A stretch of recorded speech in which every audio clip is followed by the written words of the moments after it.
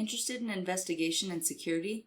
Whether you are already a professional or you are in the beginning stages, take all of your classes at the National Investigative Training Academy. Choose from over 200 courses, all written and taught by experts in the field. The National Investigative Training Academy, or NITA, has offered high-level investigative and security training for over 12 years. Like live classes, NITA has those too. Sign up today for private investigation and security courses and use brand ambassador code B as in boy, A as in Adam, 2367. Take a look at investigativeacademy.com. You'll find the link in our show notes.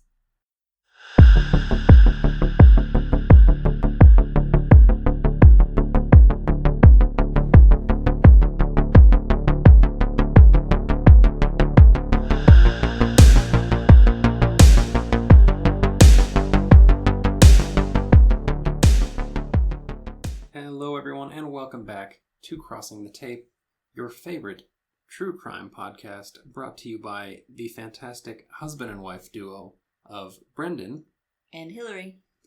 And today we're enjoying the pleasant weather. Yes. Rather than the blazing heat. We figured, hey, why not get scurvy? We'll see about that. But yeah, I don't know. Today we bring you the tale of the American Pirate. John Hopkins Ashley, not to be confused with the actor John Ashley. This man was abandoned. He was born March 19th of 1888. Ashley was known as an all-around crook. Oh, my favorite type of person.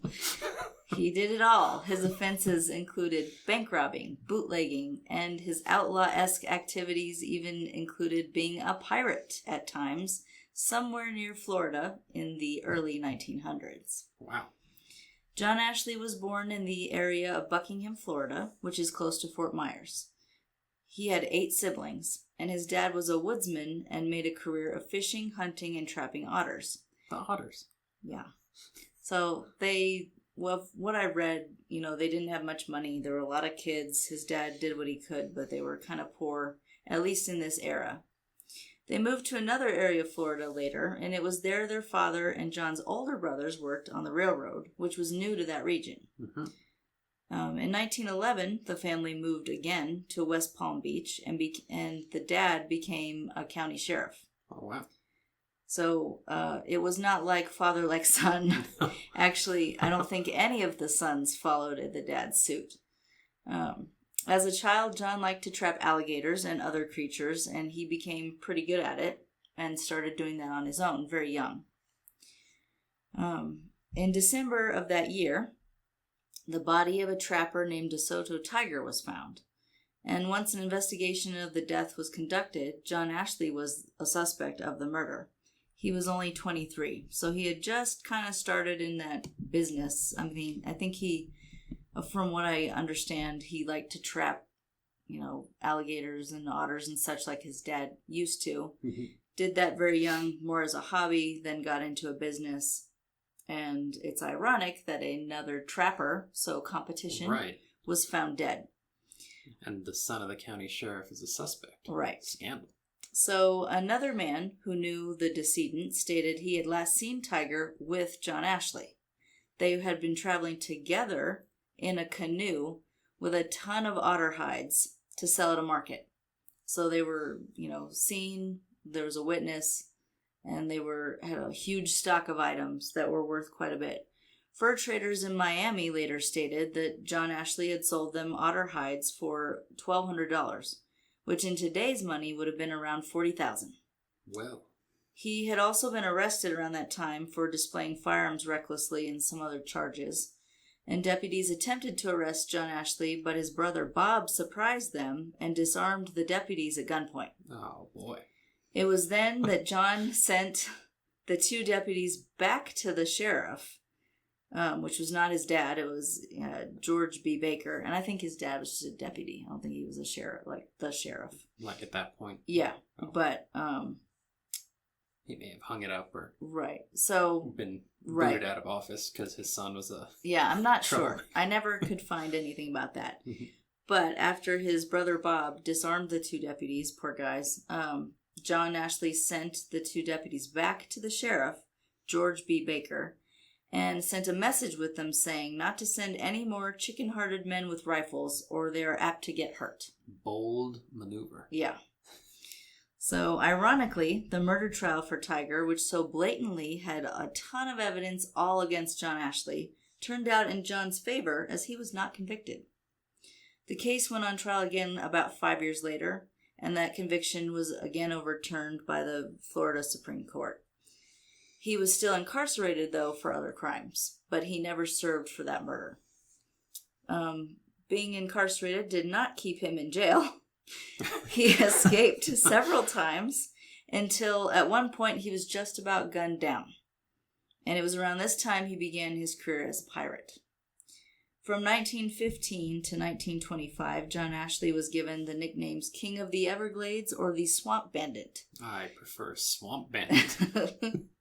He lived up to those names by running various hideout places in the Everglades, and he had hideouts for illegal activity. Mm-hmm. His gang robbed about $1 million, which is $30 million in today's money, from 40 banks, while also hijacking ships filled with illegal whiskey. And this was, during Prohibition. Right. So that's big business. He would store the liquor somewhere in the Bahamas, and we'll get into a little bit of that in a second. But he had some area in the Bahamas that he'd smuggle it.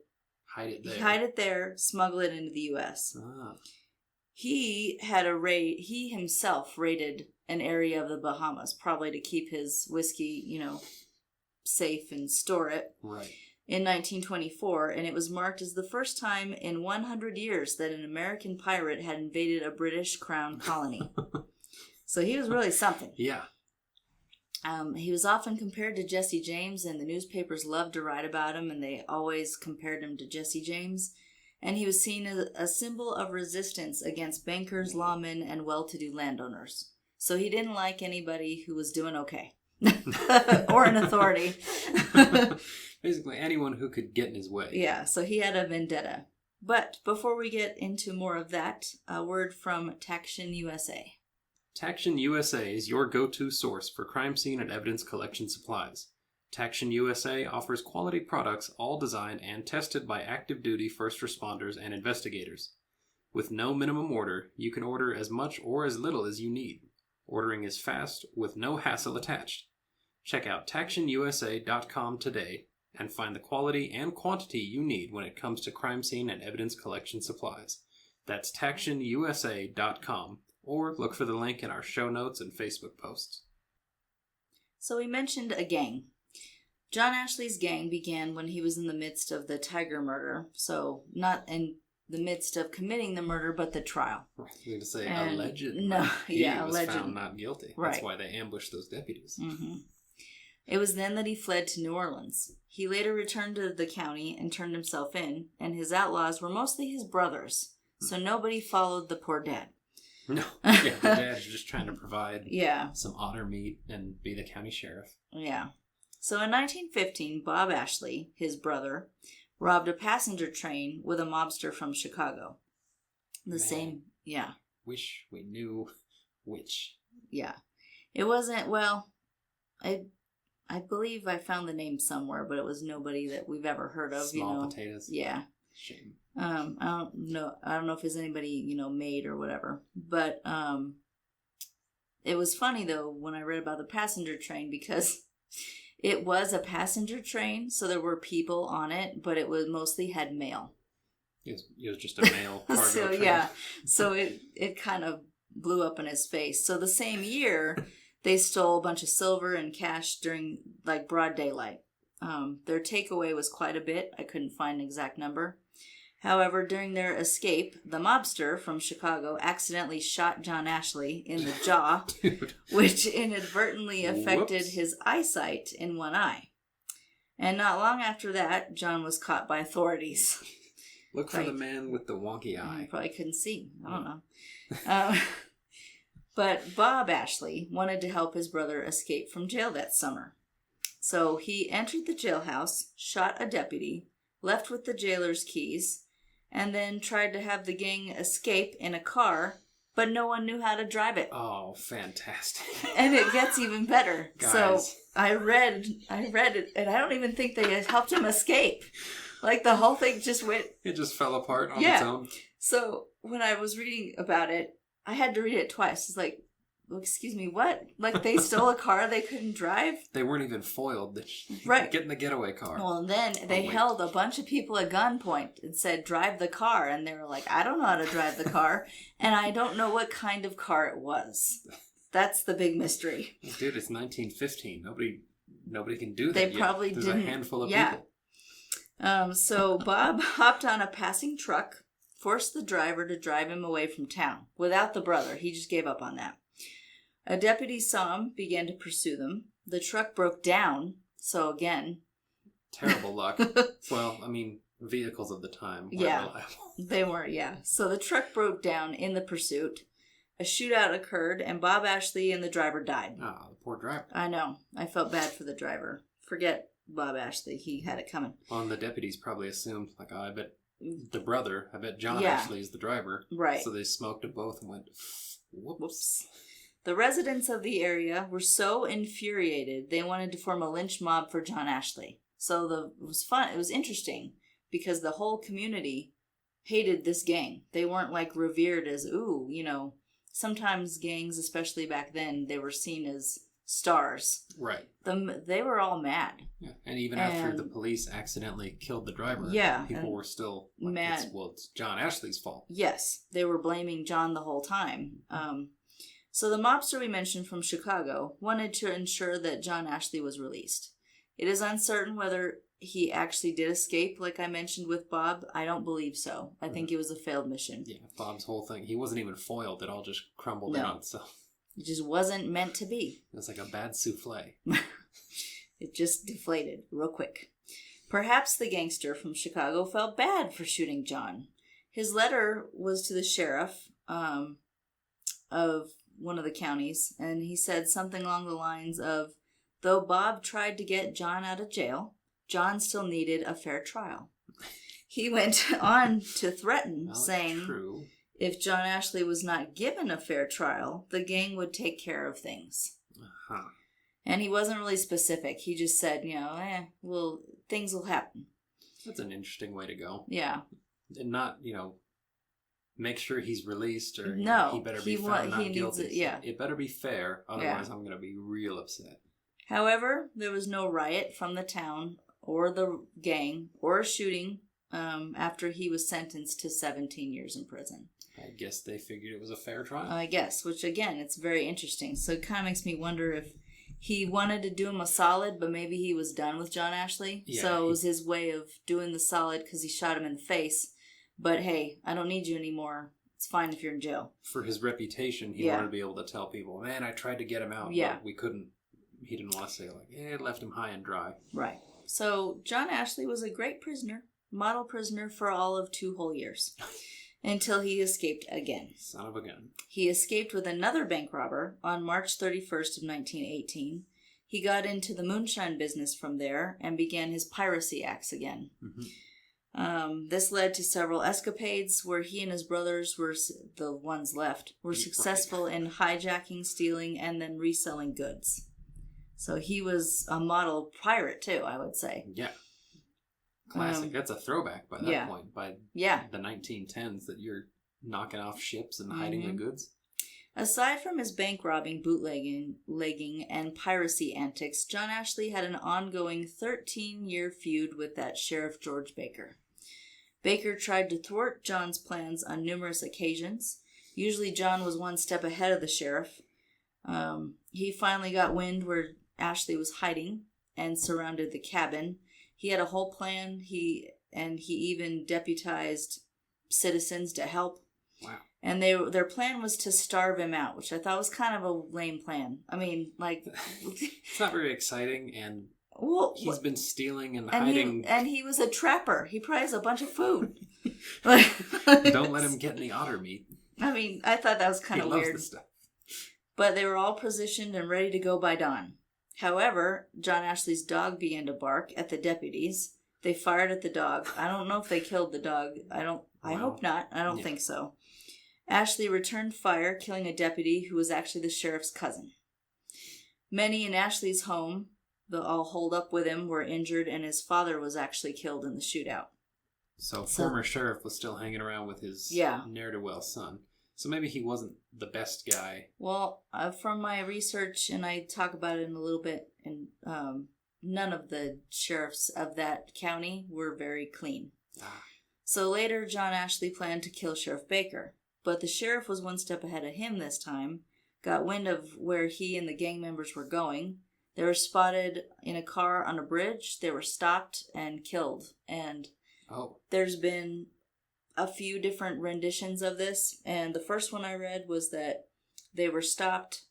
They were brought out of the car. I think there was John and like 2 or 3 of his brothers, and they were killed like in a row on the bridge.